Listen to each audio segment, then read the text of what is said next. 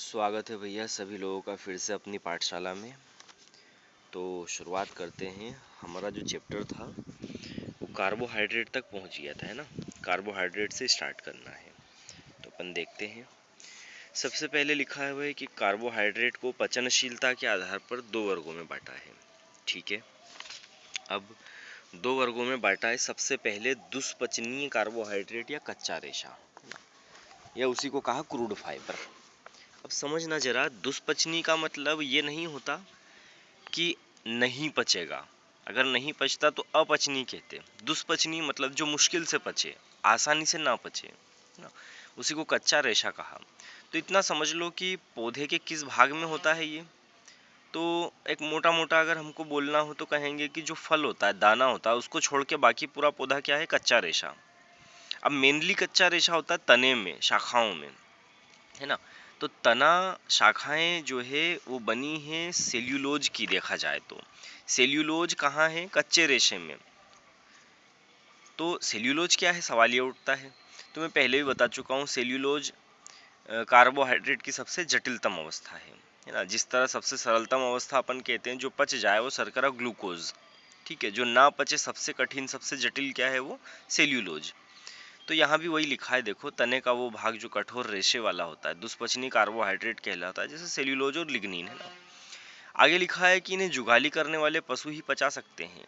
बिल्कुल सही बात है, क्योंकि वहाँ सेल्यूलोज का क्या हो सकता है, फर्मेंटेशन। और फर्मेंटेशन से या किण्वन से क्या होता है, जटिल भोज्य पदार्थ का सरल में बदलना, conversion of complex food material into the simple material.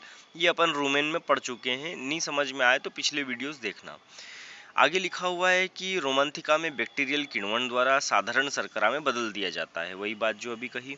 आगे लिखा है इसमें मुख्यतः भूसा, पुआल, डंठल अनाज के छिलके में मिलता है। सिंपल सी बात जो मैंने कही कि दाने को, बीज को, फल को छोड़कर बाकी पूरे प्लांट में क्या है, दुष्पचनीय कार्बोहाइड्रेट या कच्चा रेशा क्रूड फाइबर। बस इतना सा ध्यान रखना। अब दूसरा है घुलनशील या पचनशील carbohydrate, just opposite of crude fibre.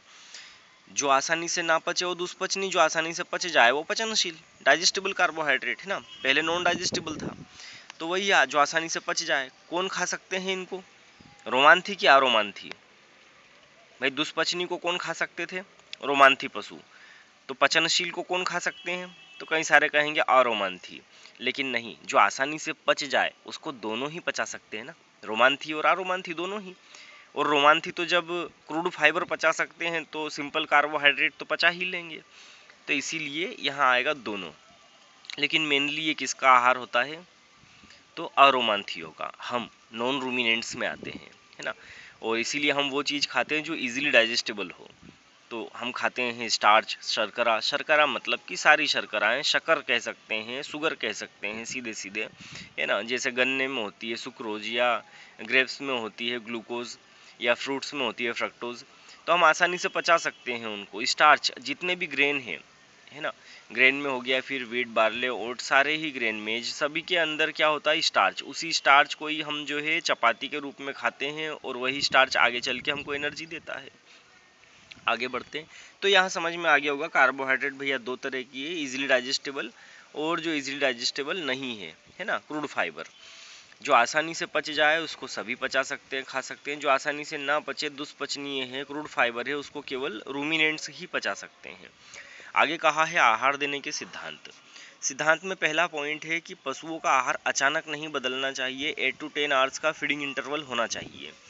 तो डिसीज़ वाले चैप्टर में हम लोग पढ़ेंगे। फर्स्ट चैप्टर में मैंने बताया भी है रूमेन में तुमको कि पेट में, रूमेन में गैस बनती है, ब्लोट बनती है। अब क्या होता है ना कि अचानक से यदि फीड जो है वो चेंज कर दो, जैसे मान लो गर्मियों के दिनों में हरा चारा नहीं मिलता, सूखा सूखा खा रहा था, और बारिश के टाइम में अचानक से जो है ग्रीन रफेज मिलने लगा तो ढेर सारा खिला दिया, तो पेट के अंदर गैस जो है अचानक से बढ़ जाएगी।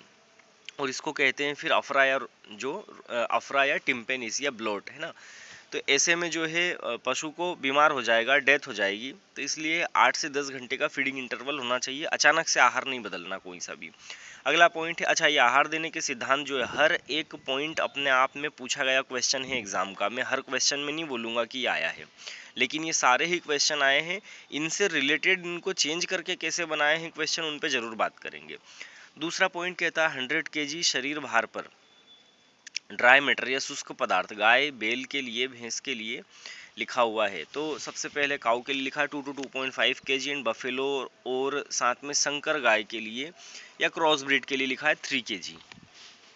अब यहाँ क्या पूछता है वो कि 100 किलो भार पर गाय को कितना शुष्क पदार्थ, अच्छा शुष्क पदार्थ क्या होता है, तो किसी भी भोज्य पदार्थ में से किसी भी चीज़ में से उसमें से मॉइस्चर कंटेंट हटा लो, है ना, नमी की मात्रा हटा दो, तो जो बच गया वो क्या है, ड्राई मैटर। तो यहाँ बोला है कि 100 किलो भार पे 2 से 2.5 किलो, तो पूछने वाला ऐसे पूछेगा कि एक गाय का वजन 500 किलो है, तो बताओ उसे ड्राई मैटर इंटेक कितना होगा, शुष्क पदार्थ की आवश्यकता कितनी होगी। शब्दों पे ध्यान देना है ना, मैं इंग्लिश और हिंदी और जो इससे रिलेटेड क्वेश्चन बने हैं उन सारे शब्दों का उपयोग करने की कोशिश करता हूँ, तो उन शब्दों को पकड़ने की कोशिश करना, क्योंकि एग्जाम में वो चेंज करके ही पूछता है ना। तो 100 kg बॉडी वेट पर ड्राई मैटर इंटेक कितना होगा, तो 2 से 2.5 और 500 किलो पर पूछ ले तो ये अपने को आना चाहिए कि भैया, है ना, 500 के हिसाब से इसको अपन कन्वर्ट कर सके। वैसे ही बफेलो के लिए 100 kg पर 3 kg है, तो 500 किलो पर पूछ ले तो इसको कन्वर्ट करते आना चाहिए। तो ये एग्जाम में इस तरह से पूछता है। अगला पॉइंट लिखा हुआ है पशुओं को कुल शुष्क पदार्थ की आवश्यकता का 2/3 भाग चारे से और 1/3 भाग दाने से। ठीक है, जो भी ड्राई मैटर वो खा रहा है उसका 2/3 पार्ट देंगे चारे से और 1/3 देंगे किससे, दाने से। चारा और दाना, इन दोनों में से हम देखें तो दाना महंगा है, कंसंट्रेट्स ग्रेन महंगे हैं, है ना, इसीलिए उनको तभी खिलाते हैं जब एनिमल क्या करे, प्रोडक्शन, मेनली प्रोडक्शन के लिए दाना देते हैं। लेकिन पशु का पेट भरने के लिए, तृप्त करने के लिए क्या देते हैं उसको, चारा, इसीलिए 2/3 पार्ट देते हैं चारे से। मतलब उसको हम दाना खिला भी दें तो भी वो तृप्त नहीं होगा, पेट नहीं भर सकता उसका, क्योंकि रूमिनेंट से है ना, उसका फीड ही क्या है, क्रूड फाइबर, तभी जाकर के उसका पेट भरेगा। तो इसलिए 2/3 भाग, परसेंट में पूछ ले तो 66.66% एंड 1/3 देंगे कंसंट्रेट से, दाने से, यानी कि 33.33%। नेक्स्ट पॉइंट कहता है कि पशु आहार में सूखे और हरे चारे का अनुपात होना चाहिए 3:1। बिल्कुल सही है, एग्जाम में आया भी है। लेकिन जब आपको कहे कि आहार में बरसीम है हरे चारे के रूप में, तो फिर अनुपात बदल जाएगा, फिर वो 4:1 हो जाएगा। इसको ऐसे समझिए कि बरसीम की जो न्यूट्रिशियस वैल्यू होती है, उसका जो पोषक मान होता है वो दूसरे चारों की तुलना में ज़्यादा होता है, और साथ में पशु उसको खाना पसंद भी करता है ना। तो आप लोगों ने देखा होगा जब गेहूं का भूसा रहता है तो उसे खाना पसंद नहीं करता जानवर, लेकिन उसमें यदि जो है बारीक जो है काट करके उसमें बरसिम या रिचका या मक्का कूटी बना करके बोलते हैं ना अपने इधर, तो उसको मिक्स कर दिया जाए तो फिर वो खा लेता है, शौक से खाता है उसको। तो उन दोनों का अनुपात ही यहाँ पूछा गया, सूखा हरा का अनुपात 3:1, और बरसिम हो तो 4:1। मतलब 4 भाग क्या है, सूखा चारा, और 1 भाग क्या है, हरा बरसिम। आई थिंक क्लियर हो गया होगा। अगला पॉइंट कहता है कि गाय के जीवन निर्वाह आहार में 1 किलो और भैंस को 1.5 किलो दाना देते हैं। दाना देते हैं 2 चीज के लिए, एक जीवन निर्वाह के लिए और एक उत्पादन के लिए। मैंने चार्ट बनवाया था आप लोगों को। अगला पॉइंट है उत्पादन वाला ही, है ना। तो जीवन निर्वाह में गाय को 1 किलो, भैंस को 1.5 किलो। लेकिन उत्पादन यदि कर रहा हो पशु, तो फिर उत्पादन में क्या करते हैं कि गाय को 3 लीटर पर, है ना, या फिर कहें 2.5 किलो पर 1 किलो दाना देते हैं, और भैंस को 2.5 लीटर या 2 किलो पर 1 किलो दाना देते हैं। अब इसको आप समझना, कंफ्यूज मत होना, है ना। हम गाय को 1 किलो दाना दे रहे हैं तो बदले में कितने दूध की उम्मीद करेंगे, 2.5 से 3 किलो में 2.5 किलो, लीटर में 3 लीटर, 2.5 to 3, है ना। छोटा वाला केजी में, बड़ा वाला लीटर में। बफेलो को 1 kg हम कंसंट्रेट या दाना दे रहे हैं तो बदले में उम्मीद करेंगे 2 to 2.5 लीटर की। 2 kg में, 2.5 लीटर में, दोनों ही एग्जाम में आए हुए हैं और हमको दोनों ही डेटा आना चाहिए, केजी में भी और लीटर में भी। इसलिए मैंने कहा कि इसको सीक्वेंस बना लेना, है ना, तो याद करना आसान हो जाएगा। 2 से 2.5, 2.5 से 3, क्योंकि अच्छा ये क्वेश्चन आता है दिमाग में कि सर बफेलो को 1 kg या दाना दे रहे हैं 2 किलो उत्पादन पर और गाय को 2.5 किलो पर, ऐसा क्यों? तो बफेलो का जो मिल्क होता है उसमें फैट कंटेंट ज़्यादा होता है, और मिल्क की वैल्यू जो है वो फैट से ही तय होती है। तो बफेलो का जो है 1 लीटर मिल्क गाय के 1 लीटर मिल्क से ज़्यादा वैल्यूएबल है। ये हम पहले से जानते हैं, है ना। तो इसीलिए यहाँ पर 1 किलो दाना देते हैं भैंस को 2 किलो उत्पादन पे, जबकि गाय को देते हैं 2.5 किलो उत्पादन पे। चलो आगे बढ़ते हैं। आगे लिखा है एक मिल्च काऊ को पर डे 30 to 35 लीटर जो है पानी देंगे, और सूखी गाय मतलब ड्राई काऊ। अब सूखी गाय का मतलब ये है जिससे मिल्क लेना बंद कर दिया है ना। और इसके ऊपर हम आगे डिटेल में अब चर्चा करेंगे। अब यहाँ सीक्वेंस में हम लोग यही बात करते हैं। तो समझो कि एक दूध देने वाली गाय को 30-35 लीटर और सूखी गाय को, ड्राई काऊ को 25 लीटर पानी देते हैं। ये 30 से 35 लीटर याद रखना भैया, एग्जाम में पूछा गया है। 8th नंबर का 8वां पॉइंट है कि 1 लीटर दूध उत्पादन पर 1.5 लीटर पानी की ज़रूरत होती है। बिल्कुल सही बात है ना। 30-35 लीटर तो एक कॉमन डेटा है कि सबको ज़रूरत है ही, एक वयस्क गाय को 30-35 लीटर पानी चाहिए। लेकिन हर 1 लीटर उत्पादन पर 1.5 लीटर पानी एक्स्ट्रा देते हैं, है ना। और वयस्क पशु को 1 किलो शुष्क पदार्थ खाने पे 3 से 5 लीटर पानी, क्योंकि ड्राई मैटर को डाइजेस्ट करने के लिए जो वाटर रिक्वायरमेंट होगी वो 3 to 5 लीटर होगी, है ना। तो प्रश्न इस तरह से पूछता है कि यदि कोई वयस्क पशु 5 किलोग्राम ड्राई मैटर इंटेक करता है, 5 किलो शुष्क पदार्थ खाता है, तो बताओ उसको पानी की ज़रूरत कितनी होगी। अब 5 के हिसाब से कन्वर्ट कर लो, तो 15 से 25, है ना, क्योंकि 1 किलो पर 3 से 5, तो 5 किलो पर 15 से 25। तो इस तरह से आपको आना चाहिए चेंज करते। आगे लिखा है 8 to 10 ग्राम जो है नमक per day 100 kg body weight पर खनिज लवण की पूर्ति के लिए देना चाहिए। बिल्कुल सही बात है। नमक की मात्रा दी जा रही है, और वो कितनी दी जा रही है, 8 से 10 ग्राम प्रति 100 किलो भार पर। आपको वो पूछ ले कि एक गाय का वजन 500 किलो है, तो बताओ उसके नमक की आवश्यकता या खनिज लवण की पूर्ति के लिए कितना नमक दिया जाएगा।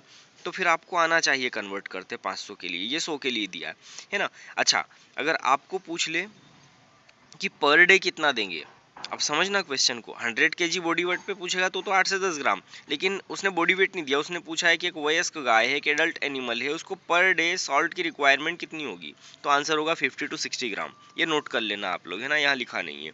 लेकिन अगर वही बात काफ के लिए, वही बात बछड़े के लिए पूछ ले, तो फिर आंसर होगा 15 to 20 ग्राम पर डे, 15 से 20 ग्राम प्रतिदिन। अब सवाल ये उठता है कि सर जो है वयस्क पशु को, तो यहाँ हम बोल रहे हैं 100 किलो भार पे 8 से 10 ग्राम, है ना, और पर डे 50 से 60 ग्राम।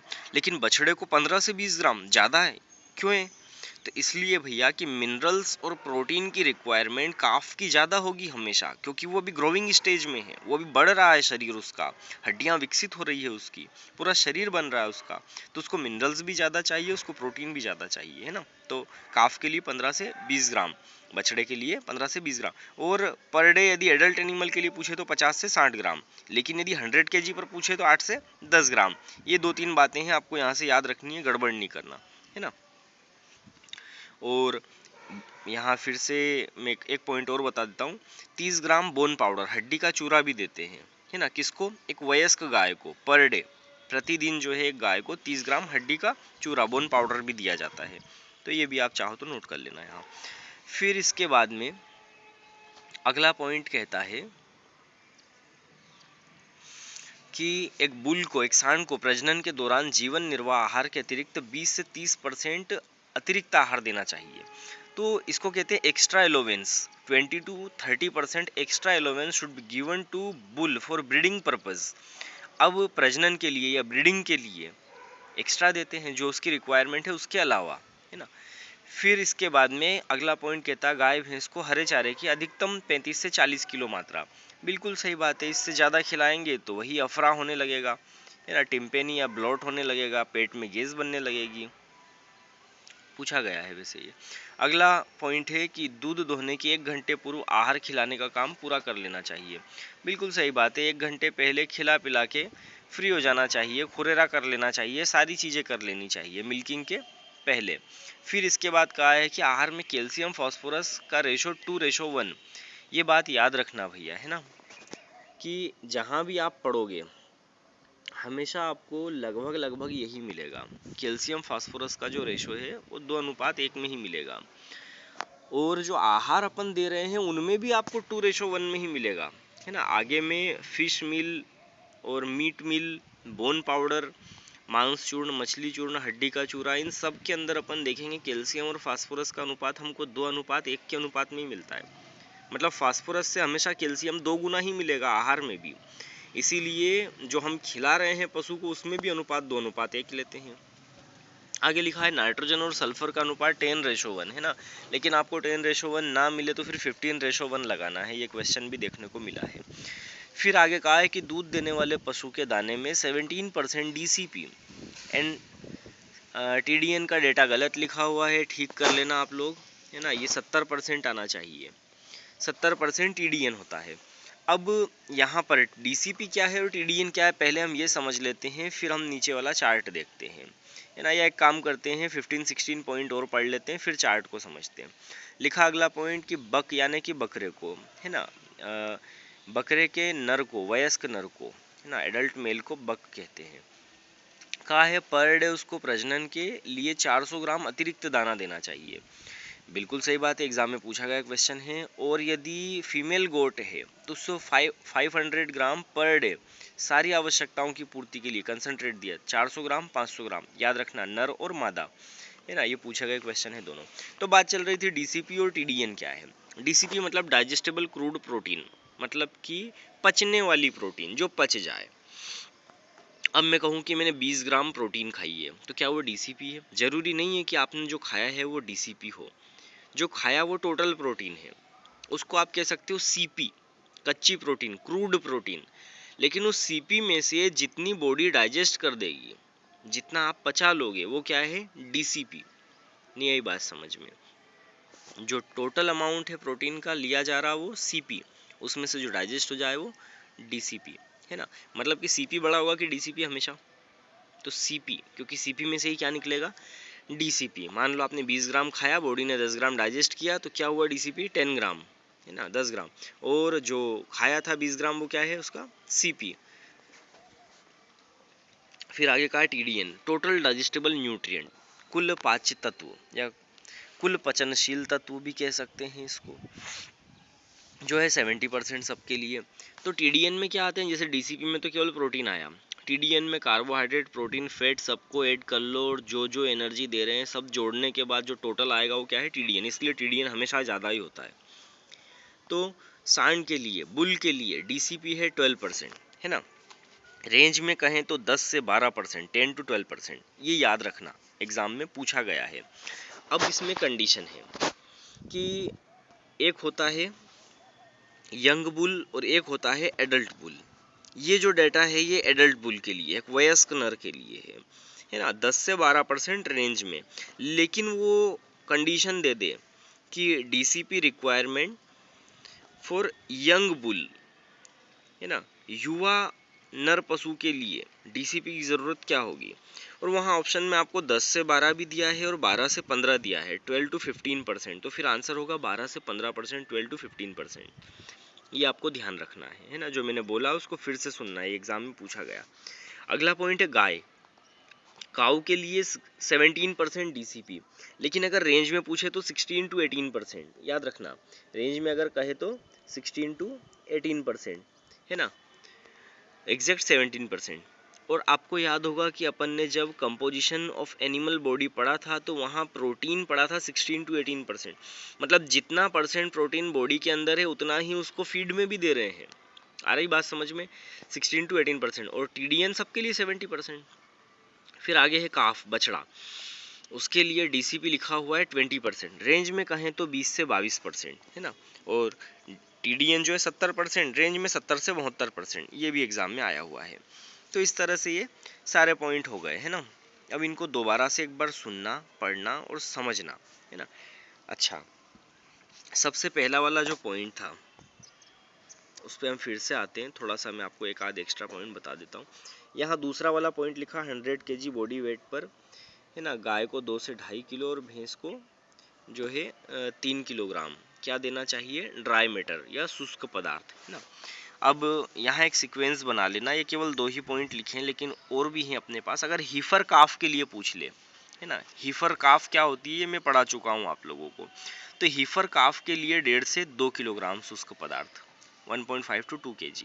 ड्राई काउ के लिए 2 kg, अब सीक्वेंस याद रखना, मैं बोलता जा रहा हूँ। हीफर काफ 1.5 से 2, ड्राई काऊ सूखी गाय 2, फिर इसके बाद में नॉर्मल काऊ के लिए, जो काऊ के लिए डेटा है वही बुल के लिए, वही ऑक्स के लिए है ना। तो गाय, बैल और सांड तीनों के लिए शुष्क पदार्थ की जरूरत 2 से 2.5 किलो।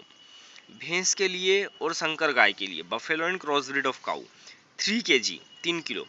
वही अगर भेड़ बकरी पूछ ले तो उनके लिए होगा 3 से 4 किलो।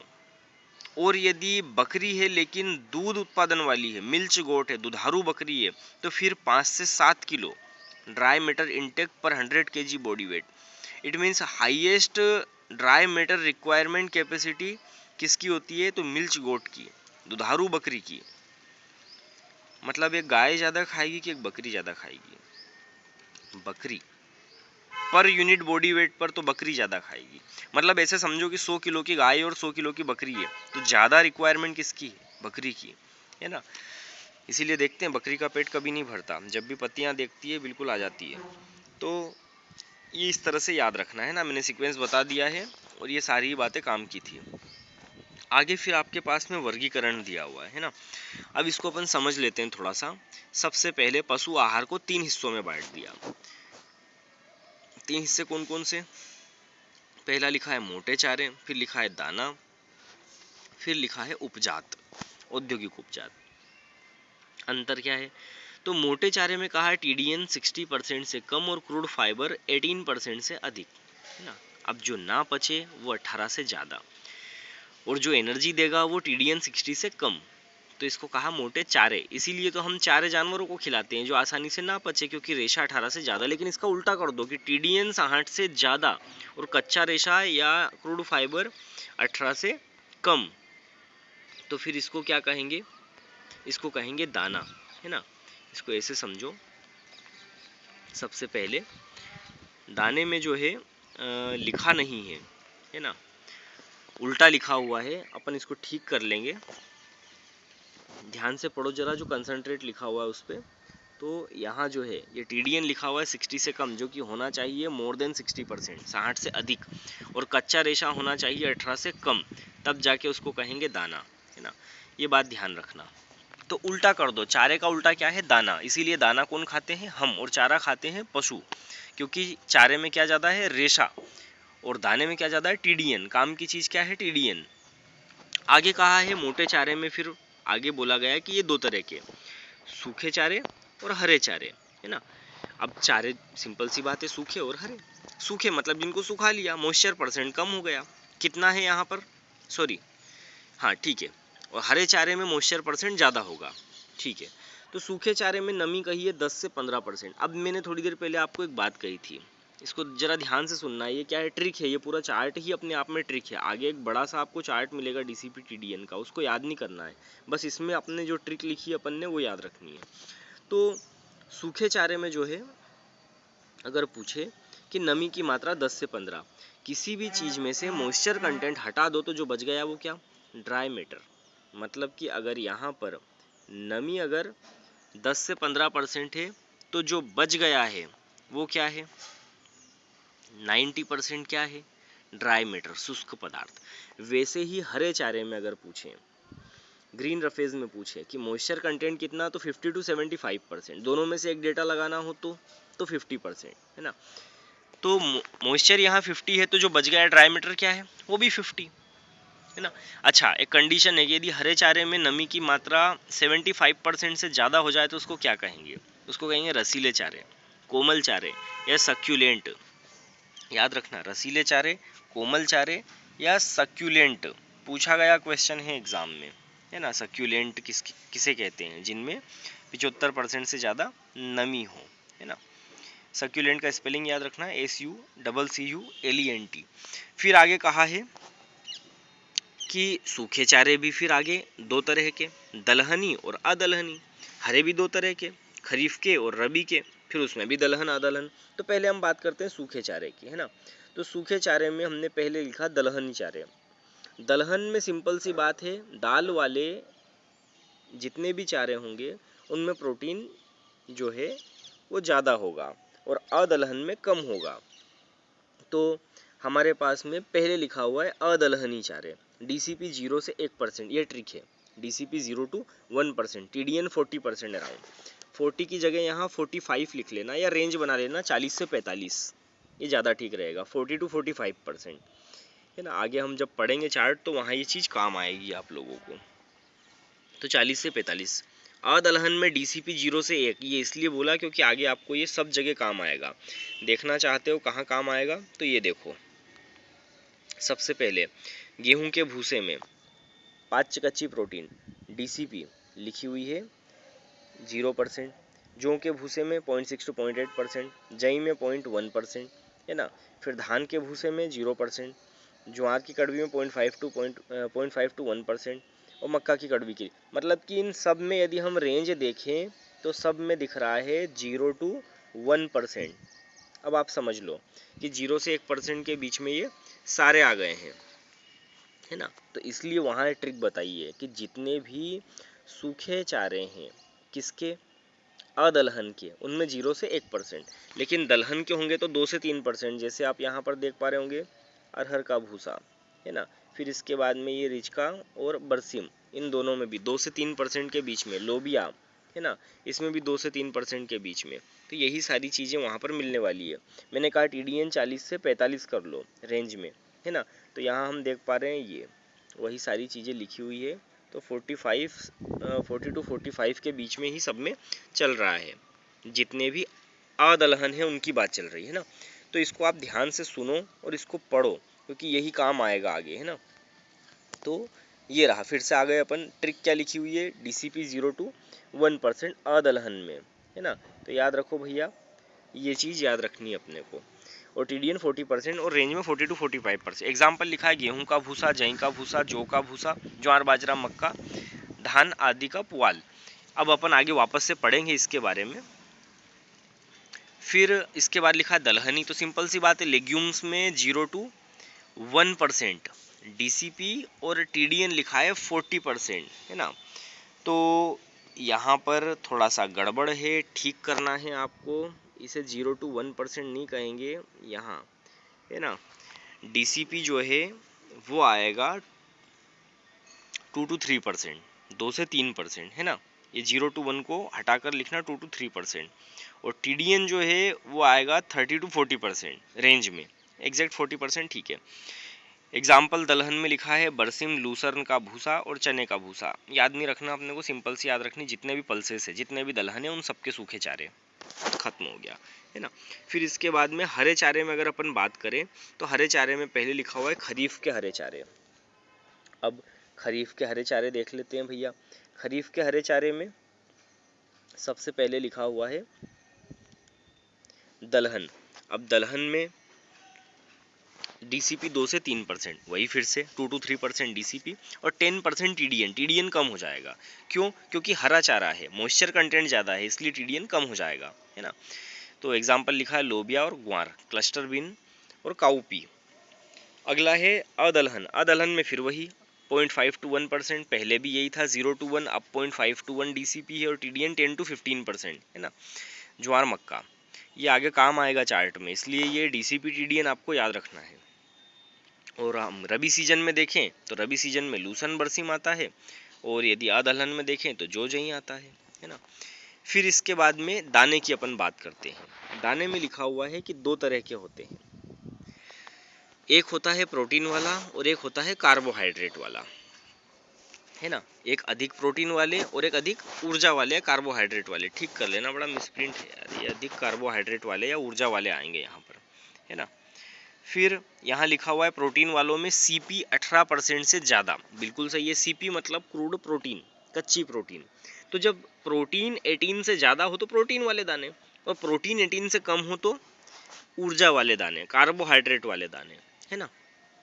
तो आगे यहाँ लिखा है पादप प्रोटीन। प्रोटीन भी 2 जगह से मिलती है, प्लांट से और एक एनिमल्स से। जब प्लांट से मिले तो वो उसे कहेंगे पादप प्रोटीन या वेजिटेटिव प्रोटीन, और यदि एनिमल से मिले तो जंतु प्रोटीन या एनिमल प्रोटीन। तो पौधों से मिलने वाली प्रोटीन के एग्जाम्पल क्या है, तो सारे के सारे दलहन और सारे के सारे तिलहन, है ना, ऑयल सीड और पल्सेस। लेकिन पल्सेस दालें तो हमको खाने को नहीं मिल रही, इतनी महंगी है, तो फिर हम पशुओं को कैसे खिलाएंगे। तो हमने कहा कि पल्सेस हटा दो, फिर बच गए क्या, ऑयल सीड्स। ऑयल सीड में से भी ऑयल एक्सट्रैक्ट कर लो, तेल जो है वो अलग कर दो। उसके बाद जो बच गया उसको कहते हैं डी ऑयल्ड केक, DOC। उसी को हम शॉर्ट फॉर्म में कहते हैं ऑयल केक, है ना, या खलियाँ। तो खलियों में क्या क्या आ रही है, मूंगफली की खली, बिनोले की खली, सरसों की खली, अलसी की खली, है ना। तो सबसे पहले लिखा हुआ ग्राउंडनट केक। ग्राउंडनट केक से क्वेश्चन आता है हाईएस्ट प्रोडक्शन एंड कंजम्पशन, सर्वाधिक उत्पादन उपयोग। बिनोले की खली, फैट कंटेंट को जो है इम्प्रूव करने वाली खली या वसा को बढ़ाने वाली खली। हालांकि वसा नहीं बढ़ाती है, ये फैट को या वसा को ग्रेनुअल फॉर्म में लेके आती है ना, दानेदार अवस्था में। भैंस का आपने घी देखा होगा, उसमें क्रिस्टल दिखते हैं, रवे दिखते हैं, दाने दिखते हैं। गाय के घी में उतने नहीं दिखते। तो ये क्रिस्टल फॉर्म में लाने के लिए बिनोले की खली खिलाई जाती है, अच्छी क्वालिटी मानी जाती है घी की। आगे लिखा सरसों की खली, हाईएस्ट मिनरल्स सरसों की खली में होते हैं और इसमें से गंध आती है, पंजेंसी की, है ना। और वो किसके कारण होता है, तो इरुइक एसिड के कारण या एलाइल थायोआइसोसाइनाइड के कारण।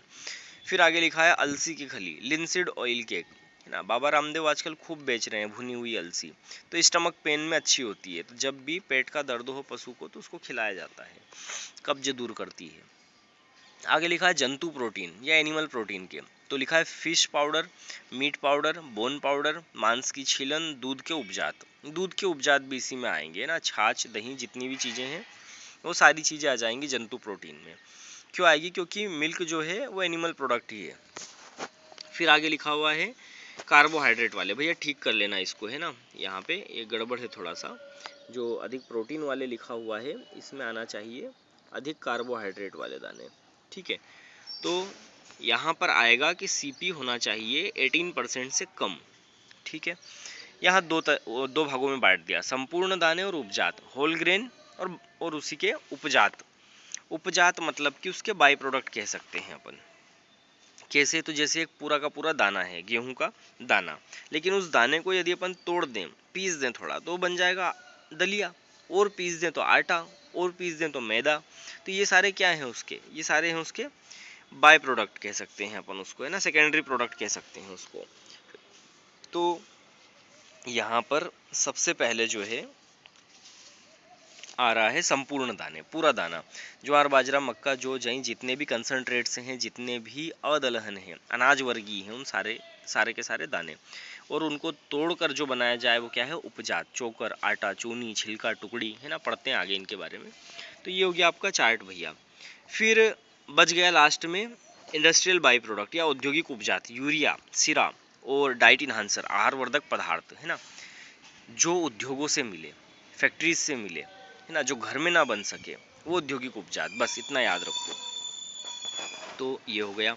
फिर इसके बाद लिखा हुआ है भैया, इन्हीं का ही वापस से रिपीट कर दिया। जैसे मोटे चारे, सब अपन ने जो चार्ट में पढ़ा वही यहाँ है, TDNs 8 से कम, कच्चा रेशा 18 से ज़्यादा, तो मोटे चारे।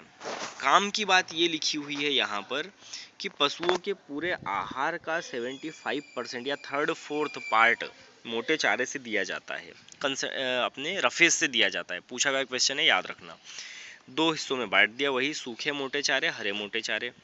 सूखे लिखे हुए हैं, नमी 10 से 15% होती है, ठीक है। आगे लिखा हुआ है कि दलहन और अदलहन, है ना, वही जो अभी अपन ने पढ़ा था, एग्जाम्पल लिखे हुए हैं जो अभी अपन ने पढ़ लिए वही वाले, तो मैं बार बार रिपीट नहीं करूँगा। फिर लिखा अदलहन सूखे चारे, यहाँ काम की बातें हैं कुछ। एग्जाम्पल लिखा हुआ है वही, अदलहन यानी कि जितने भी अनाज वर्गीय हैं, गेहूँ, धान, जौ, जई, इन सब के भूसे आ जाएंगे। भूसा याद रखना, स्ट्रॉ कहते हैं इसको, इंग्लिश में स्ट्रॉ, STROW। तो स्ट्रॉ और हिंदी में भूसा। गेहूं के भूसे को तूरी कहते हैं, है ना, TURI, शब्द याद रखना है, पूछे गए हैं ये। आगे लिखा हुआ है विभिन्न भूसों में जई का भूसा सर्वश्रेष्ठ है, एक्सीलेंट स्ट्रॉ, बेस्ट स्ट्रॉ यदि पूछे तो क्या आएगा, ओट स्ट्रॉ। ओट ना मिले तो बारले, है ना। इसके बाद आता है जौ का भूसा, वही यहाँ पे लिखा हुआ है कि ये सर्वश्रेष्ठ है, ना मिले तो जौ। लेकिन हाईएस्ट प्रोडक्शन एंड कंजम्पशन, सर्वाधिक यदि उपयोग पूछे तो वो क्या आएगा, गेहूं का भूसा, है ना। हाईली डाइजेस्टेबल पूछे तो आएगा ओट स्ट्रॉ, जई का भूसा। लेकिन लेस डाइजेस्टेबल पूछे तो आएगा धान का भूसा या धान का पुआल, है ना। तो वही यहाँ पे लिखा हुआ है। कच्चा रेशा इसमें ज़्यादा होता है, पोटेशियम कंटेंट ज़्यादा होता है, सेलेनियम ज़्यादा होता है ना। तो इसीलिए ये इजीली डाइजेस्टेबल नहीं होता। और सबसे मेनली होता क्या है, चलो समझ ही लेते हैं इसको। धान का पुआल या धान का भूसा जब खाया जाता है तो जब रूमेन में पहुंचता है तो धान के पुआल से पैदा होता है ऑक्जेलिक एसिड। क्या पैदा होता है? Oxalic acid. वो ऑक्जेलिक एसिड जब रूमेन के अंदर कैल्शियम के साथ में मिलता है तो बनाता है कैल्शियम ऑक्जिलेट। अब कैल्शियम ऑक्जिलेट जब बनता है तो कैल्शियम बंध गया ऑक्जिलेट के साथ में, और इसीलिए वो बॉडी में डाइजेस्ट नहीं हो सकता, एब्जॉर्ब नहीं हो सकता। अब वो डंग के थ्रू, गोबर के थ्रू बॉडी के बाहर निकल जाएगा। तो किसका लॉस होता है? कैल्शियम का। इसीलिए क्या करते हैं कि धान का जो पुआल होता है, मतलब भूसा, उसको पुआल कहते हैं, उसके ऊपर यूरिया घोल करके छिड़कते हैं, है ना। क्षारीय उपचार करते हैं, अल्कलाइन ट्रीटमेंट करते हैं या अमोनिया का स्प्रे करते हैं। ये चीज़ें इसलिए मिलाते हैं ताकि बॉडी के अंदर जब जाए तो वो एसिड ना बनाए, क्योंकि ये जो क्षारीय चीज़ें अपन बाहर से मिला रहे हैं, ये क्षार और अम्ल मिलके उदासीन हो जाएगा, एसिड और बेस मिलके न्यूट्रल हो जाएगा, है ना। तो वो जो कैल्शियम था वो जुड़ेगा ही नहीं, क्योंकि एसिड तो है ही नहीं, न्यूट्रल हो चुका है। तो वो कैल्शियम कौन एब्जॉर्ब करेगी? फिर बॉडी। तो आपको क्वेश्चन ये पूछा गया है कि less digestibility of paddy straw किसके कारण होती है, कम पचनशीलता किसके कारण होती है ना। तो ये आपको याद रखना है कि ऑक्जिलेट के कारण होती है, या ऑक्जिलिक एसिड मिले तो ऑक्जिलिक एसिड लगाना है, ठीक है। ये आपको ध्यान रखना है थोड़ा सा। फिर इसके बाद में आगे बढ़ते हैं। लिखा हुआ है हरे मोटे चारे, वही 50 to 75% क्या है? मॉइस्चर। लेकिन मोर देन 75% हो तो उसको कहेंगे रसीले चारे, ये लिखा है ना, या कोमल चारे, या उसी को कहते हैं सक्यूलेंट। आगे लिखा है वर्गीकरण हरे चारों का। वर्गीकरण में सबसे पहले अपन देख पा रहे हैं खरीफ के हरे चारे, है ना। अब खरीफ के हरे चारे में लिखा हुआ है पहले दलहन। अब दलहन में लिखा हुआ है 2 to 3% डीसीपी, 10% टीडीएन। इसके अंदर आते हैं लोबिया और ग्वार। पहले आ गया है लोबिया, है ना, काउपी। लोबिया यानी कि चौले की फली, आप सबने खाई होगी। लिखा है बीज दर 25 से 30 किलो प्रति हेक्टेयर। अब जो बीज दर लिखा है वो केवल याद रखना है, बाकी अपने आप याद हो जाएगा। कैसे? तो जो सीड रेट लिखा है इसी में आप पॉइंट लगा दो तो हो जाएगा 2.5 to 3 मंथ। ये आ गया हार्वेस्टिंग का टाइम। 10 से 12 सप्ताह को अपन मंथ में चेंज कर लो, 2.5 से 3 माह में हार्वेस्टिंग कर लो, कटाई का समय। इसी बीज दर में 25 से 30 में आप जीरो लगा दो तो हो जाएगा 250 से 300 क्विंटल। ये हो गया इसका प्रोडक्शन, फिनिश। आगे बढ़ते हैं। दलहनी में लिखा 0.5 to 1% DCP and 10 to 15% TDN. पहले अपन चार्ट में पढ़ चुके हैं, थोड़ा स्पीड में चलते हैं। अब ज्वार में ट्रिक बताते जाता हूँ। बीज दर लिखिए 35 से 40, जीरो लगा दो, 350 से 400 क्विंटल क्या आ गया इसका प्रोडक्शन, है ना। ये रहा प्रोडक्शन, सीड रेट ये रहा, इसी में जीरो लगा दो, प्रोडक्शन आ जाएगा। और इसका भी यदि अपने को पूछ ले कि हार्वेस्टिंग का टाइम, तो 11 से 13 सप्ताह लिखा है। इसको भी अपन क्या याद करेंगे? 2 से 2.5 माह, 2 to 2.5 मंथ, बस। आगे लिखा है प्रमुख किस्म पूसा चेरी और टाइप 20, टाइप 83, और आखिरी में लिखा है सिरसा। सिरसा को उठा के रखना टाइप के पहले, तो हो जाएगा सिरसा टाइप 20, सिरसा टाइप 83। ये है सही तरीका उसको बोलने का, सिरसा टाइप 20 और सिरसा टाइप 83, है ना। एक पॉइंट याद रखना है, जो सिरसा टाइप 20 है ये स्पेशल वेराइटी है। स्पेशल क्यों है? तो इसलिए है कि ज्वार क्या होता है कि जब घुटने वाली अवस्था होती है, नी हाइट स्टेज, है ना, अराउंड 30 डे की जो स्टेज होती है, 30 से 35 दिन वाली, उस टाइम ड्यूरेशन में ज्वार की जो न्यू लीव्स होती है, नई पत्तियां होती है, उन नई पत्तियों के भी टिप वाले पार्ट में बनता है प्रूसिक एसिड। समझना इस चीज को।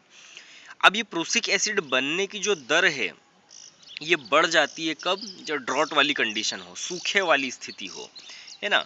जब पानी ना गिरे तो उस स्थिति में ये प्रूसिक एसिड बढ़ने लगता है तेजी से नई पत्तियों के शीर्ष भाग में, न्यू लीव्स के टिप वाले पार्ट में।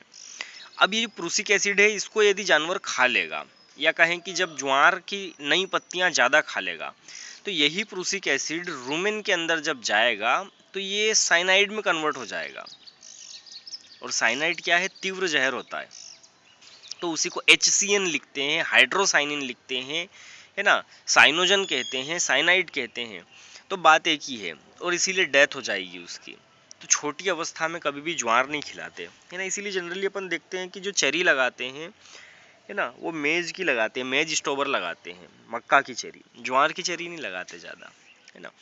तो ये जो सिरसा टाइप 20 है, इसमें ये घटना नहीं होती, इसमें प्रूसिक एसिड बनता ही नहीं है ना, इसलिए स्पेशल है ये। आगे लिखा हुआ है ज्वार दलहनी फसलों के साथ 1:2 to 1:3 के रेशो में मिला के खिलाना चाहिए, 1:2 से 1:3 के अनुपात में, तो इसकी उपयोगिता बढ़ जाती है। ठीक है, दलहन और आदलहन का अनुपात है ये, याद रखना। फिर इसके बाद में आगे कहा है मक्का। मक्का में सीड रेट कही है 40 किलो पूछा गया है, 0 लगा दो, 400 इसका प्रोडक्शन आ जाएगा, और वही 2 से 2.5 माह बाद में इसकी क्या हो रही है, कटाई हो रही है, हार्वेस्टिंग हो रही है ना। तो आगे लिखा है इसकी वैरायटी, चेरी के लिए Pusa yellow number 1, Ganga number 1। ठीक है भैया। फिर इसके बाद में आते हैं आदलहन पर, में पहला है रबी में आदलहन जई, 75 से 80 किलो, कटाई वही जो अपने पास लिखा हुआ था पहले भी, 2.5 से 3 माह, 9 से 13 सप्ताह मतलब 2.5 से 3 माह। मैं ट्रिक बताऊंगा आपको, कटाई का समय भी सबका एक साथ ही याद हो जाएगा। कैसे, आगे पढ़ते हैं। 400 से 500 इसका प्रोडक्शन है, और चेरी के लिए MP3 जई है ना। अब जई में केंट वेराइटी और होती है भैया, लिखी नहीं है आपके पास में, लिख लेना आप लोग है ना। तो एक वेराइटी होती है केंट, तो ये भी जई की वेराइटी है, जो कि आ सकती है आप लोगों को, आ सकती क्या, आई हुई है ना। तो ये ध्यान रखना, केंट वैरायटी होती है ओट की, जई की। मध्य प्रदेश के लिए चारे के लिए जई की वैरायटी MP3। फिर इसके बाद में लिखा हुआ है दलहन, दलहन में लिखा हुआ है रिचका और बरसिम। मोस्ट इम्पोर्टेंट जो अपने लिए है वो है लूसन बरसिम, रिचका बरसिम, ये याद रखना आप लोग है ना। अब इसको सीक्वेंस में कैसे याद रखें कि रिचका की बीज दर 12 से 15, बरसिम की 20 से 22। ठीक है, इधर भी 8 से 10 सप्ताह में कटाई, इधर भी 8 से 10 सप्ताह में। सप्ताह को मंथ में कन्वर्ट करेंगे तो आएगा 2 से 2.5 माह। 3 आंकड़े हैं 2 से 2.5 माह के, जो कि तीनों ही बेस्ट चारे हैं है ना। दलहन में, लेग्यूम में लूसन बरसिम, नॉन लेग्यूम में मेज है ना। तो ये याद रखना आप लोग। और इन तीनों में ही मेज, लूसन, बरसिम, मक्का, रिचका, बरसिम, इन तीनों में ही हार्वेस्टिंग का टाइम 2 to 2.5 मंथ। और जो बच गए हैं, लोबिया पड़ा अपन ने, जई पड़ा अपन ने, ज्वार पड़ा, इन तीनों में 2.5 से 3 माह है ना। तो यहाँ 2 से 2.5, वहाँ 2.5 से 3। तो आगे लिखा हुआ है कि कटाई की अगर अपन बात करें तो यहाँ 5 से 6 कटाई, और यहाँ 7 से 8 कटाई, 5, 6, 7, 8। 5 से 6 कटाई वाले में 500 से 600 क्विंटल, 5 से 6 कटाई वालों में 500 से 600 क्विंटल, और 7 से 8 कटाई वाले में 700 से 1200 क्विंटल। तो सीक्वेंस याद रखना, 5-6 में 500 से 600, और 7-8 में 700 से 1200, मतलब समझ में आ जाएगा देखते ही कि यहाँ पर प्रोडक्शन कितना होना है। ठीक है, फिर इसके बाद रिचका में आप देखो, सिरसा नंबर 8, सिरसा नंबर 9, 7-8 कटाई वाले में 8-9 वाली वैरायटी, 7 to 8 है ना। अब इसको अपन ऐसे समझते हैं कि 7 से 8 कटाई और 8-9 variety, Sirsa number 8, Sirsa number 9। और बच गया बरसिम, तो बरसिम में लिखा हुआ है मिस्कावी, वरदान, पूसा जॉइंट, और JB 1, 2, 3 एंड BL। अब इसको समझ लो, एक ट्रिक बताता हूँ। पहले JB 1, 2, 3 मतलब जवाहर बरसिम 1, 2, 3, BL मतलब बरसिम लुधियाना, लुधियाना में डेवलप की गई, लुधियाना, और जबलपुर में जो बनाई गई है जवाहर बरसिम है ना। अब आगे समझना इसमें बोला क्या जा रहा है। मिस्कावी, वरदान, पूसा जॉइंट, मैं ट्रिक बता रहा हूँ एक। मिस पूसा का वर जवाहर 1, 2, 3 लुधियाना में, मिस पूसा का वर जवाहर 1, 2, 3 लुधियाना में। तो सबसे पहले क्या बोला, मिस, और उससे क्या बन गया, मिस्कावी। फिर इसके बाद में अगला है पूसा, पूसा जॉइंट, वर यानी वरदान, जवाहर यानी जवाहर बरसिम 1, 2, 3, और लुधियाना यानी बरसिम लुधियाना। तो इसको आप नोट कर लेना और फिर समझ लेना। आगे लिखा हुआ है बरसिम को हरे चारों का राजा कहते हैं। ठीक है भैया, तो कहते हैं, क्या कर सकते हैं, अब कहते हैं तो याद करना पड़ेगा है ना, किंग ऑफ ग्रीन रफेज। फिर इसके बाद आगे कहा है बहुवर्षीय चारे, जो 1 से अधिक सालों तक चले, कई सालों तक चले। हाथी घास, नेपियर घास, उड़ान घास, अंजन घास, गिनी घास, सारे आते हैं इसमें। अगला है दाना, दाने में लिखा है वही जो पहले अपन ने पढ़ा था, TDN 60 से ज़्यादा और क्रूड फाइबर कम 18 से। आगे लिखा हुआ है कि प्रोडक्शन के लिए देते हैं, मांस, दूध, ऊन के उत्पादन के लिए, प्रोटीन वाले, कार्बोहाइड्रेट वाले, वही पुरानी बात, प्रोटीन वाले में 18% से ज़्यादा CP, कार्बोहाइड्रेट वाले में कम। फिर प्रोटीन वाले में लिखा है मूंगफली की खली, यहाँ काम की बात लिखी हुई है। उत्पादन उपयोग दोनों में ही first, highest production and consumption, ये क्वेश्चन बनता है किससे, ग्राउंडनट केक से। अगला है बिनोले की खली, कपास की खली, cotton seed cake. Cotton seed cake में वही बात लिखी हुई है कि दूध में फैट परसेंट या रवेदार घी प्राप्त होता है ना। तो मिल्क की या कहें कि फैट की क्वालिटी इंप्रूव किससे होती है, तो बिनोले की खली से, कॉटन सीड केक से, है ना। सरसों की खली, सरसों की खली में गंध आती है एलाइल थायो आइसोसाइनाइड के कारण, नोट कर लेना। एलाइल थायो आइसोसाइनाइड ना मिले तो इरुइक एसिड, है ना। कई लोग कहते हैं सल्फर के कारण। तो जितने भी क्रूसीफेरी हैं उन सब में ही सल्फर कंटेंट तो ज़्यादा होता है, लेकिन सब का ही पंजेंसी या उनका जो स्वाद होता है वो सबका अलग अलग होता है ना।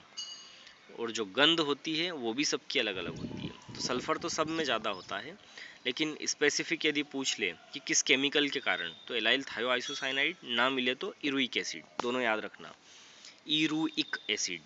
फिर अगला है अलसी की खली, लिंसिड केक, है ना। अच्छा, सरसों की खली में याद रखना सर्वाधिक खनिज लवण वाली खली, हाईएस्ट मिनरल्स या मिनरल्स रिच ऑयल केक, सरसों की खली, पर खाना पसंद नहीं करते, बदबू आती है ना उससे। अलसी की खली अगला, लिंसिड ऑयल केक। अलसी खाने से कब्ज नहीं होता, कॉन्स्टिपेशन नहीं होता, है ना, स्टमक पेन नहीं होता। तो स्टमक पेन में कौन सी, तो लिंसिड केक देते हैं। आगे लिखा जंतु प्रोटीन, मोस्ट इंपॉर्टेंट पॉइंट है जंतु प्रोटीन। मछली चूर्ण सबसे पहले लिखा हुआ है, मछली चूर्ण 55% प्रोटीन पूछा गया है। कैल्शियम 3 to 5 ठीक कर लेना, 5 to 8 आना चाहिए, आएगा 5 to 8%, है ना। और एग्जैक्ट यदि पूछ ले तो 5.5%, ये दोनों ही एग्जाम में आए हुए हैं, तो ये बात आप ध्यान रखना। फॉस्फोरस 3.5%, मैंने पहले भी कहा है कि 2:1 के रेशो में मिलता है। कैल्शियम अभी अपन ने कहा 5 to 8, और हाफ यदि कर दो तो फॉस्फोरस 3.5%। हड्डी चूर्ण 30% कैल्शियम 15% फॉस्फोरस पूछा गया भैया, कैल्शियम, है ना, क्योंकि हड्डियाँ मेनली कैल्शियम की बनी होती है और फास्फोरस की, 2:1 के अनुपात में मिल रहा है कैल्शियम फास्फोरस, आया हुआ है 30%। मांस चूर्ण या मांस की छीलन 55% प्रोटीन लिखा है, और लिखा हुआ है 21% क्या, खनिज लवण, जिसमें 8% कैल्शियम और 4% फास्फोरस, है ना। अब यहाँ 50 से 55% क्या है, कैल्शियम। मछली चूर्ण में भी 55%, दोनों एक साथ याद रखना, मांस मछली चूर्ण दोनों में ही 50 से 55 कैल्शियम। वहाँ 20% खनिज लवण होता है ना, ये याद रखना। मछली चूर्ण में होता है 20% खनिज लवण, और मांस चूर्ण में 21%, तो दोनों में एक साथ याद रखना। अब यहाँ लिखा हुआ नहीं है, तो मछली चूर्ण में चाहो तो नोट कर लेना 20% खनिज लवण, यहाँ 21%, तो एक साथ दोनों में 20 से 21 याद रह जाएगा, है ना। फिर से वही, कैल्शियम जो है वो 8% और फास्फोरस जो है वो 4%, यहाँ CS लिखा उसको ठीक कर लेना, CA। तो वही 2:1, 8 और 4, 2:1 के रेशो में कैल्शियम फास्फोरस फिर से मिल गया, है ना। फिर आगे लिखा हुआ है कि ये जो मांस चूर्ण हुआ, मछली चूर्ण हुआ, मांस चूर्ण मेनली ये मुर्गी और सूअर को विशेष रूप से दिया जाता है ना, जो कि फैट या कहें कि जो मीट के लिए, चर्बी के लिए उपयोग होता है सूअर का, और मीट के लिए ही मुर्गियों का, ब्रॉयलर का। तो इनको बॉडी वेट बढ़ाने के लिए, जल्दी इनको मोटा करने के लिए खिलाया जाता है ये सब। आगे लिखा है दूध के उपजात, छाछ, मक्खन या दूध, सपरेटा, जितने भी मिल्क के प्रोडक्ट हैं वो सारे आ जाएंगे इसमें। आगे लिखा अधिक कार्बोहाइड्रेट वाले दाने, वही कार्बोहाइड्रेट वाले में CP18 से कम होती है ना। संपूर्ण दाने, जितने भी दाने हैं सब संपूर्ण दाने। TDN 85% तक पहुंच जाता है किसमें, मेज में, ये स्पेशल है, याद रखना, मेज में, मक्का में 85% तक TDN होता है। उपजात मतलब बाई प्रोडक्ट, जो उसको तोड़कर या छिलका उतार के बनाए। सबसे पहले लिखा है चोकर, समझना भैया, है ना। चोकर या ब्रान, या इसी को कहते हैं हल, HULL, है ना, या इसी को ही कहते हैं दलिया। तो सबसे पहले लिखा हुआ है गेहूं का चोकर, वीट ब्रान, 7 से 10% होती है प्रोटीन, याद रखना। 7 to 10% पूछा गया है, लेकिन अगर कंडीशन दे दे according to Indian standard, IS Indian standard पूछा गया है आपको, इंडियन स्टैंडर्ड के अकॉर्डिंग, तो फिर आंसर आएगा 13%, 13%, है ना। स्वादिष्ट पाचक होने के कारण बछड़ों को आहार में 50% दे सकते हैं। फास्फोरस भी ज़्यादा होता है इसमें, प्रोटीन भी ज़्यादा है इसमें, आसानी से पच भी रहा है, तो इसीलिए बछड़ों को दिया जा सकता है उसके आहार का 50%। अगला है धान का चोकर, पहले भी बताया, लेस डाइजेस्टेबल होता है, कम पौष्टिक होता है। इसीलिए खाली पेट खिलाओ तो पेट दर्द करने लगता है ना। स्टूडेंट लाइफ में आप सब लोगों ने एक सीटी लगी हुई अपनी चावल की खिचड़ी खाई होगी, है ना, तो पेट दर्द होने लगता है अगर कच्ची रह जाए तो चावल या धान का चोकर जो है इसके साथ यही कंडीशन है, आसानी से नहीं पचता। फिर आगे लिखा चूनी या छिलका या हस्क। तो जब ऊपर की कोटिंग जो छिलका होता है वो हटाया जाता है, कब हटाया जाता है, तो दाल बनाते टाइम। अब दाल बनाते टाइम क्या करते हैं, दाल बनाते टाइम जो छिलका हटाने की प्रोसेस है पहले तो उसको मिलिंग कहते हैं, है ना, ये याद रखना, मिलिंग। और फलों से छिलका हटाने को कहते हैं पीलिंग। तो मिलिंग की प्रोसेस में, मील में जब दाल का छिलका हटाया जाता है तो वो जो छिलका बचता है उसको कहते हैं चूनी या छिलका या हस्क, है ना। तो कार्बोहाइड्रेट कंटेंट उसमें ज़्यादा होता है और मिनरल्स भी होते हैं। फिर आगे कहा है टुकड़ी।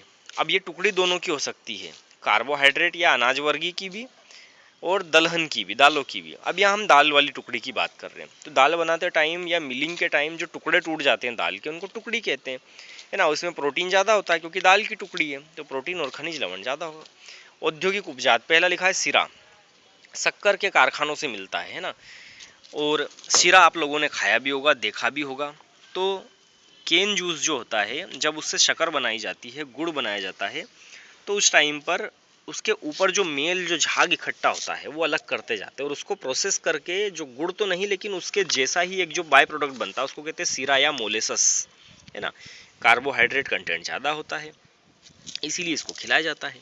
पूछे कितना, तो 10 to 15%, या केजी में कहे तो 1 to 1.5 kg। मतलब जो परसेंट लिखा उसी में पॉइंट लगा दो तो केजी में आ जाएगा, 10 से 15 या 1 से 1.5 किलो, है ना, सीरा दिया जा सकता है। ठीक है। अब सीरा या मोलेसस में जो है 70% होता है ड्राई मैटर, शुष्क पदार्थ, 70% एक्स्ट्रा पॉइंट है, लिख लेना। और टीडीएन होता है 55% या 55%, आगे चार्ट में भी मिलेगा हालांकि। अगला है यूरिया। यूरिया की मात्रा वयस्क पशु के लिए 40 से 50 ग्राम पर डे पूछा गया है एग्जाम में भैया, याद रखना इसको, है ना, 40 to 50 ग्राम पर डे। और वही अगर बात करें हम शुष्क पदार्थ, तो शुष्क पदार्थ का 0.5 to 1%। तो पहले जब अपन ने पढ़ा है तो ये डेटा आया हुआ है ना, 0.5 to 1% यूरिया दे सकते हैं ड्राई मैटर का। लेकिन यूरिया देने से क्या मिलेगा, नाइट्रोजन। वो नाइट्रोजन क्या करेगा, प्रोटीन बनाने में हेल्प करेगा। लेकिन कभी भी मिल्च काऊ और प्रेग्नेंट काऊ को यूरिया नहीं देते, है ना, गर्भवती गाय और दुधारू गाय को नहीं देते। फिर आगे लिखा हुआ है आहार वर्धक पदार्थ, पेनिसिलिन, स्ट्रेप्टोमाइसिन, इनके इंजेक्शन देते हैं। मेनली ये पोल्ट्री फार्म पर जो है पोल्ट्रीज को दिया जाता है बॉडी वेट बढ़ाने के लिए, ताकि वो जल्दी ज़्यादा खाए, भूख बढ़े। आहार वर्धक पदार्थ, डाइट इन्हांसर, मतलब भी वही है उसका। आगे लिखा हुआ है ड्राई मैटर, है ना, सभी चीज़ों में। ये पॉइंट भैया याद रखना, एग्जाम में आए हुए हैं। सबसे पहला लिखा हुआ है, पहला पॉइंट कि शुष्क चारे जैसे खलियां है, सूखी घास, भूसा, अनाज के दाने, उपजात, इन सब में ड्राई मैटर 90%, मतलब मॉइस्चर 10%। अगला है बरसिम रिचका में फरवरी तक 20 और उसके बाद 25, क्योंकि फरवरी के बाद मार्च, अप्रैल, मई, जून में टेम्परेचर बढ़ता है और इसीलिए ड्राई मैटर बढ़ने लगता है, मॉइस्चर पौधे में कम होने लगती है, सूखने लगता है, सिंपल सी बात है। तो 20 से 25 याद रखो, बिफोर फरवरी और आफ्टर फरवरी, है ना, 20 से 25 फरवरी तक, फरवरी के बाद 25% शुष्क पदार्थ। फिर इसके बाद ज्वार, बाजरा, मक्का की चरी में 25 से 40%, और सरसों, लोबिया, ग्वार, जई में 25 से 30%। यहाँ से सरसों और जई में पूछा गया है, यहाँ से बरसिम रिचका में भी पूछा है और मक्का की चरी में और ज्वार में भी पूछा है। तो आप सीक्वेंस याद रखना, सबसे पहला पॉइंट 20 से 25, चौथा पॉइंट सीधे चौथे पॉइंट पे आ जाएंगे। दूसरा पॉइंट जो है 20 से 25, चौथा है 25 से 30 और फिर तीसरा है 25 से 40। तो 20, 25, 25, 30 और 30, 40, ऐसे याद रखना है इसको। 20 से 25, 25 से 30, 30 से 40। 20 से 25 किस में, दोनों एक जैसे दिखने वाले, बरसिम रिचका में। 25 से 30 किस में, सरसों, लोबिया, ग्वार, जई में। 30 से 40 किस में, एक जैसे दिखने वाले, ज्वार, बाजरा और मक्का में, है ना, सोरगम, मेज में और बाजरा में। फिर आगे लिखा हुआ है प्रति ग्राम प्रोटीन और कार्बोहाइड्रेट के ऑक्सीकरण से 4.5 कैलोरी और फैट से 9.8 कैलोरी, बता चुका हूँ और पहले से आप जानते भी हो। आ गया भैया आप लोगों का चार्ट। लेकिन चार्ट जो अभी अपन ने पढ़ी है चीज़ें स्टार्टिंग में, वहीं ट्रिक से ही चार्ट याद होगा। अब चार्ट से हम लोग कल डिस्कस करते हैं, आप लोग चार्ट पढ़ के आओ। और मैंने जो आपको मोस्ट इंपॉर्टेंट लगवाए हैं चार्ट में, उन पे ज़्यादा फोकस करना है। जिनके पास नहीं है उनको मैं कल बता दूंगा क्या क्या याद करना है, इसमें से सारा नहीं घोटना पूरा। तो आज के लिए इतना काफ़ी है ना, बहुत लंबा हो गया है वीडियो। चलो ठीक है भैया।